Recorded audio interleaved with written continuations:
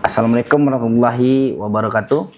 Perkenalkan diri saya Muhammad Al-Fatih dengan nomor INDN 1028089301, dosen program studi agroteknologi Universitas Pasir Pengarayan. Di sini izin saya video ini saya buat untuk unit kerja Tridharma Perguruan Tinggi atau PDDD, UKT, TPT, khususnya bidang pengajaran untuk sertifikasi dosen. Dalam video ini, adapun mata kuliah yang bakal saya perkenalkan adalah teknik pembibitan dan pembenihan tanaman kelapa sawit. Bobot dalam perkuliahan ini adalah terdiri dari 3 SKS, di mana 2 SKS bakal kita laksanakan di dalam perkuliahan atau teori, dan 1 SKS lagi bakal kita laksanakan di dalam praktikum. Dalam tujuan mata kuliah ini, yang pertama, mata kuliah teknik pembenihan dan pembibitan kelapa sawit berhubungan dengan sikap. Kemudian pengetahuan dan keterampilan yang dibutuhkan dalam menyiapkan benih awal atau pre-nursery. Kemudian mahasiswa mampu melakukan persiapan benih dan lahan tahap pre-nursery dan melakukan pembenihan tahap pre-nursery tersebut. Mata kuliah yang menunjang dalam perkuliahan ini yaitu pertama genetika dasar, kemudian dasar-dasar agronomi, selanjutnya teknik budidaya tanaman kelapa sawit. Baik, nanti kita lanjutkan dalam kelas untuk perkuliahannya. Sekian, terima kasih. Assalamualaikum warahmatullahi wabarakatuh. Baik, bismillahirrahmanirrahim. Assalamualaikum warahmatullahi wabarakatuh. Waalaikumsalam warahmatullahi wabarakatuh. Anda semua, ketemu lagi kita di semester baru kita, semester ganjil.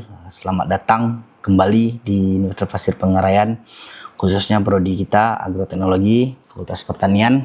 Baik, ketemu lagi di saya di sini dengan mata kuliah teknik pembibitan dan pembenihan tanaman kelapa sawit.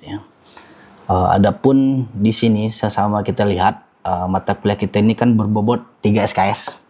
Di mana 2 SKS itu bakal kita laksanakan seperti di kelas ini, dan 1 SKS lagi bakal kita laksanakan di praktikum kita. Nah, adapun dalam kurikulum kita sekarang ini pemerintah sudah mewajibkan sebuah RPS atau kurikulum itu berbasis OBE namanya. Jadi tidak seperti semester-semester sebelumnya ya. Jadi mata kuliah ini dengan bobot nilai yang bakal saya kasih untuk kehadiran itu cuman 10%. Nah, kemudian di aktif kalian kuliah seperti tanya jawab, tugas, presentasi itu saya kasih bobot sekitar 20%. Nah, kemudian untuk UTS saya ngasih 30% dan 40%. Nanti saya combine nilainya. Jadi kalian nanti saya kasih juga seperti pembagian kelompok, di mana kelompok itu menjadi tolak ukur paling utama bagi saya. Seperti nanti saya berikan studi kasus, silakan kalian berdiskusi kecil di kelompok kalian, itulah menjadi tolak ukur kami nantinya. Oke. Di sini sesuai yang saya sampaikan tadi, dalam RPS kita ini ada namanya capaian lulusan namanya ya, dimana bisa dilihat ya, diharapkan mahasiswa itu mampu memecahkan masalah iptek di bidang budidaya tanaman kelapa sawit melalui prinsip-prinsip pembudidayaan tanaman, pertanian serta penerapan teknologi yang relevan secara berkelanjutan. Kemudian lanjutannya ada mampu mengimplementasikan dan mengembangkan usaha inovatif di bidang teknologi budidaya perkebunan, khususnya perkebunan tanaman kelapa sawit. Kemudian mampu menyajikan alternatif solusi terhadap masalah bidang pengelolaan tanaman kelapa sawit sehingga nantinya dapat digunakan sebagai dasar pengambilan keputusan secara cepat. Nah, itulah kalian diskusi nantinya. Berdiskusi sesama kalian bagaimana untuk memecahkan ini. Kemudian mampu mengaplikasikan ilmu pengetahuan dan teknologi di bidang perkebunan kelapa sawit demi tercapainya pertanian yang berkelanjutan. Nah, aturan dari CPL ini ada namanya CPMK.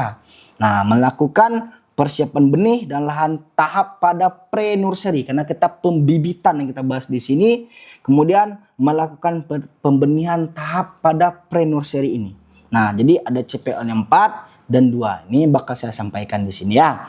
Kemudian ini materi kita hari ini kebetulan ini pertemuan kita pertama, bobot udah saya sampaikan, penilaian saya bagaimana, CPL saya bagaimana, CPMK saya bagaimana udah saya sampaikan. Nah, di sini kita lanjut saja. Nah, pernah dengar kata benih atau bibit nggak Ananda semua? Pernah ya. Nah, kebetulan di Rokan Hulu ini kan merupakan sentralnya sawit Indonesia. Ya, lahan sawit paling besar di Indonesia itu ada di Rokan Hulu.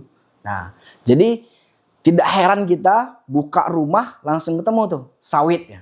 Jadi dari pagi ke malam ketemu lagi sawit gitu. Nah, benih dan bibit itu berbeda Ananda semua. Jadi benih ya, dikatakan benih itu apa? Kalau bahasa Inggrisnya seed gitu ya. Ya, di mana biji kelapa sawit yang telah melalui proses untuk seleksi ketat ya, sehingga menjadi cikal bakal untuk ditanam kembali. Ya. Kalau bibit itu adalah tanaman muda yang sudah menghasilkan perkecambahan, sedikit berbeda. Nah, sedikit saya angkat sebuah kasus. Pernah nggak Ananda semua ketemu di lapangan atau sama ketemu petani, ada nggak benih sawit yang belum berkecambah tapi udah lama disemai tapi nggak mampu dia berkecambah? Pernah ketemu nggak? Saya, Pak. Iya, Pak. Jadi saya punya tetangga, Pak. Tetangga saya ini dia menanam sawit ya. Nah, dan kejadian yang saya lihat di sana, benihnya itu nggak berkecambah, Pak. Itu kenapa ya, Pak? Oke, terima kasih. Pertanyaan sangat bagus. Nah, di sini itulah fenomena yang terjadi pada tanaman kelapa sawit ini. Itu dinamakan namanya pematahan dormansi. Kenapa? Pematahan dormansi itu adalah di mana benih itu mati sementara. Dia bukan berarti dia tidak hidup. Kenapa dia mati sementara? Diakibatkan daging buah yang tebal, cangkang yang tebal, sehingga untuk proses perkecambahan membutuhkan waktu yang lama. Sehingga ya kita harus melakukan proses pematahan dormansi itu. Pematahan dormansi itu baik yang kita lakukan secara kimia, secara mekanik, dan cara-cara lainnya. Nanti saya jelaskan di slide selanjutnya ya, Nanda. Oke, kita lanjut slide-nya ya. Ada pertanyaan sebelumnya? Cukup? Oke, kita lanjut ya.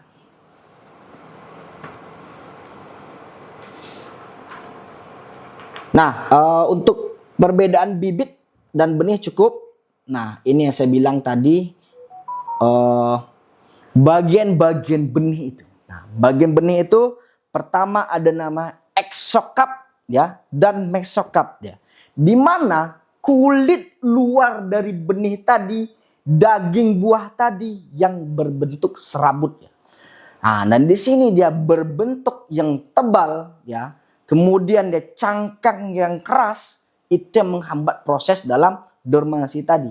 Kemudian ada namanya endokap, kemudian ada namanya endosperm. Nah, Kafri, saudara tahu nggak cadangan makanan? Nggak dengar kata cadangan makanan? Nah, kira-kira sama nggak dengan endosperm?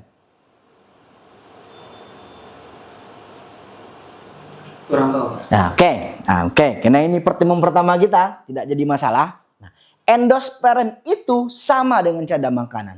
Nah, mungkin bahasa kita itu cadangan makanan ya. Nah, ini endosperm sama saja. Nah, di dalam cadangan makanan itu terdapatlah namanya ada karbohidrat, ada protein, ada pati, ada lemak. Sama loh sama kayak kita baru lahir.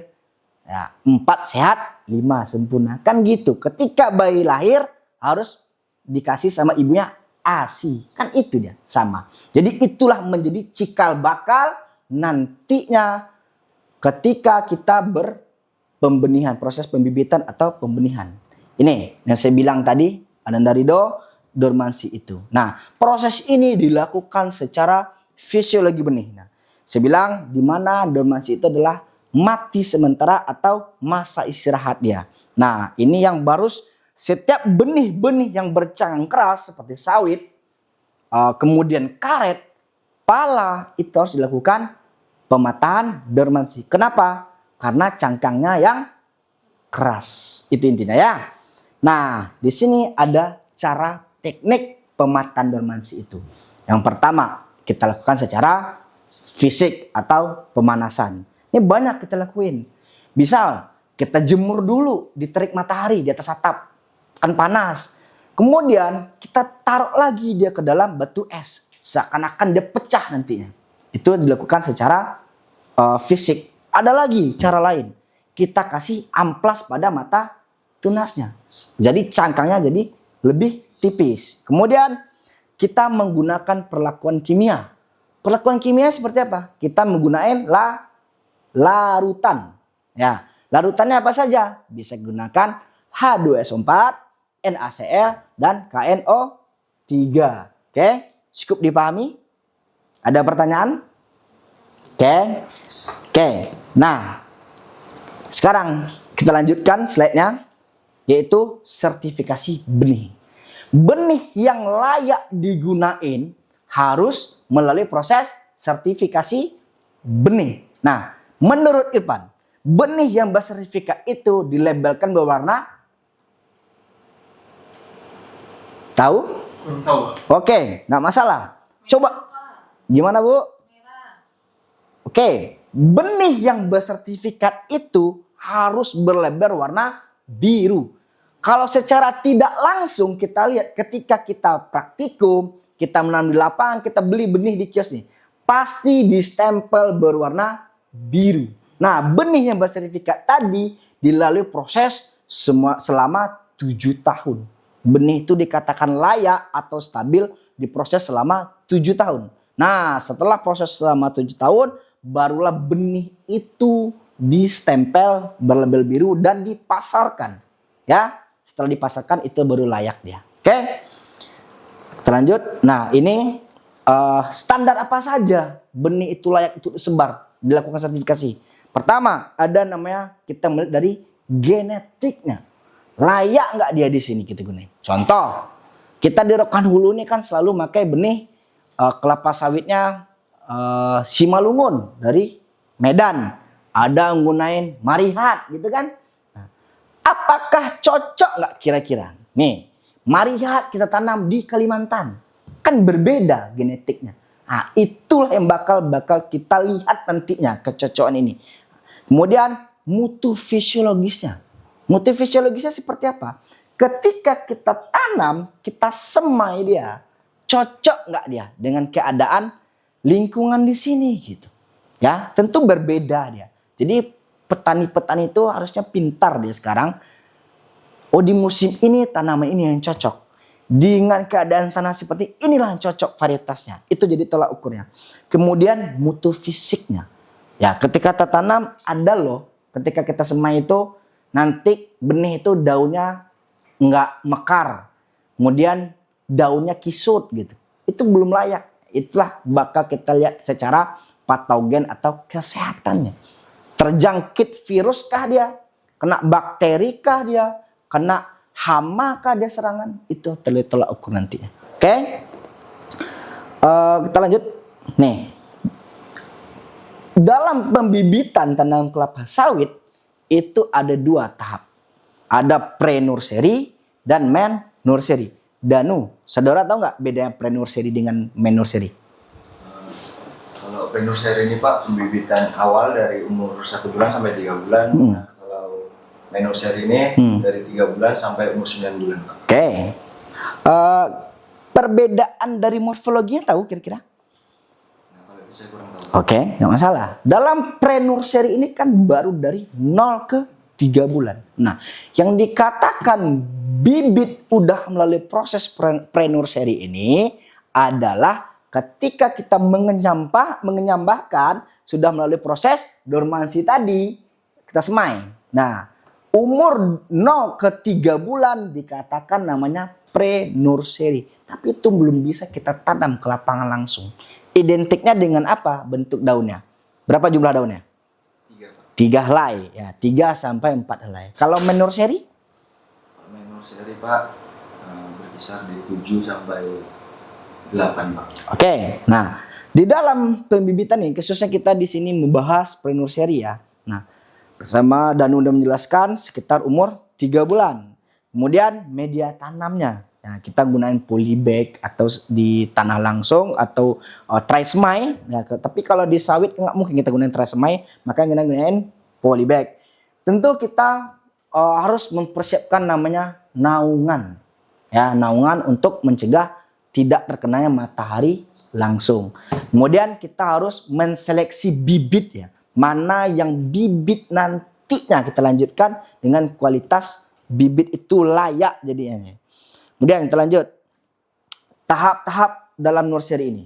Kita harus memilih bibit utama. Kemudian di dalam ini dalam fase pembibitan ini berlangsung sekitar 3 sampai 12 bulan dari pre ke nursery. Cuman kita di sini cuman bahas pre nursery saja. Dalam dalam pembibitan tadi kita harus mengatur jarak tanam. Jarak tanam yang kita gunakan itu berbentuk segi 3 ya. Sekitar jarak tanam nanti kita pindahin itu 90 dikali 90 dikali 90. Nah, jadi ada jarak antar tanaman dengan tujuan unsur hara lebih gampang terserap nantinya di waktu penanaman. Kemudian ada proses namanya pemeliharaan dalam pre-nursery ini. Pertama, tentu ada namanya kita mengasih penyiraman.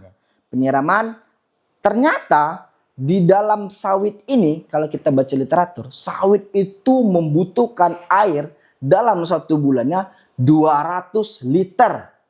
Makanya setiap kita nanam sawit, area sekitarnya pasti kering. Ya, berbeda dengan sagu. Sagu tuh mengumpulkan air, makanya ketika kita nanam sagu pasti agak seperti rawa-rawa atau becek gitu. Nah, sawit itulah kekurangan dia. Kering tanah jadinya, kerontang dia. Nah, jadi sawit itu membutuhkan air yang sangat banyak. Kemudian kita harus melakukan pemupukan. Nah, baik itu ditentukan pemupukan makro maupun mikro. Nah, ada kita gunakan urea, fosfor, kalium, banyak di sini. Oke? Nah, kemudian kita lakukan namanya pengendalian gulma. Gulma ini sangat penting. Karena apa? Menjadi penghambat nantinya. Nanti kalau kita nanam, ada gulma, kita pupuk. Nah, malah unsur hara itu bukan tanaman utama yang ngambil. Tanaman gulma nantinya. Kan sayang dari segi biaya kita bahas di sini. Oke, kemudian ada namanya seleksi akhir atau cooling, di mana seleksi tadi kita harus sangat ketat menyeleksi bibit ini. Baik itu dari segi patogennya, dari segi bentuk daun yang Danu bilang tadi berjumlah 3 atau 4, kemudian bagaimana keseragaman ya. Itu yang penting sangat sekali. Nah, di sini bisa dilihat ada bahan bacaan saya. Ya, nanti bisa dicatat, nanti di browsing. Ini sangat penting. Bakal kita bahas di minggu selanjutnya ya, dari bahan bacaan saya ini gimana nantinya pemecahan pre-nursery ini ya. Kita bahas nanti fenomena-fenomena apa yang terjadi di dalam petani kita khususnya di Rokanhulu ini. Ada pertanyaan? Gimana? Karena masih kuliah pertama ya? Ya masih capek liburan kali ya. Ya. Nih. Suasana liburan, Pak. Iya. Bu Raninya kemana liburan kemarin? Keliling Sumbar aja, Pak. Ya, healing ya Bu ya. Oke, semoga semester ini kita berjalan lancar ya. Untuk perkuliahan kita, saya tutup hari ini ya. Sampai ketemu kita di minggu depan. Sesuai yang saya sampaikan tadi, silakan dibaca, nanti kita bahas di pertemuan selanjutnya. Sekian, terima kasih. Assalamualaikum warahmatullahi wabarakatuh. Waalaikumsalam warahmatullahi wabarakatuh. Baik, itulah video singkat pembelajaran dari saya. Semoga bermanfaat bagi kita semua. Saya akhiri. Assalamualaikum warahmatullahi wabarakatuh.